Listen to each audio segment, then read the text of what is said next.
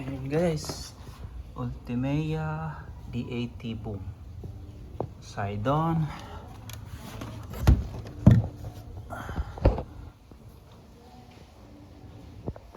Ayan. D80 boom. Working siya. Pero after 1 year, sira na yung subwoofer. Ito, sasaksak ko guys.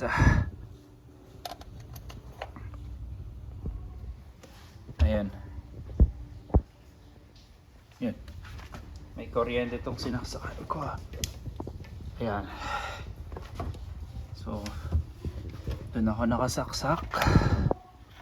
Ayan, tatanggalin ko Ayun, nawala.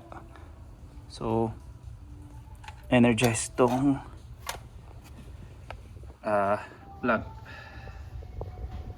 So, nakasaksak siya. Hindi nag-on. Ayan. Hold ko Dapat nagbi-blink yan. Wala. Patay yan. Tapos, ayan, plug unplug ko.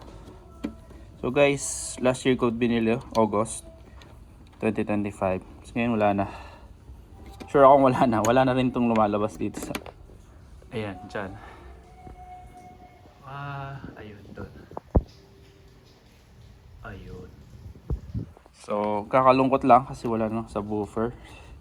Hindi naman...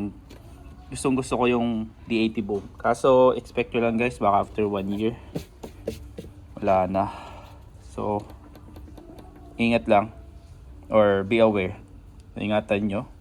Try nyo sigurong wag laging naka-on. Hindi ko alam kung paano nasira. Ayan, so, Ultimea to. You know.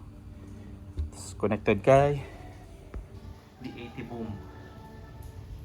Ayan, ganyan yung kalaki pag D80 boom. Speakers niya ganito siya. Ayan, connected siya dyan. Ayan.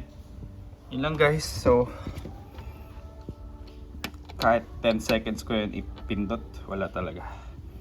Same power siya doon sa kanina. Energized yan. Ayan, wala talaga.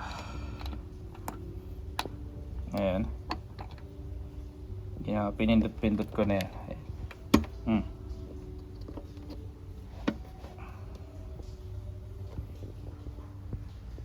Ganda pa naman yung 7.1 or 7.2 ba yun?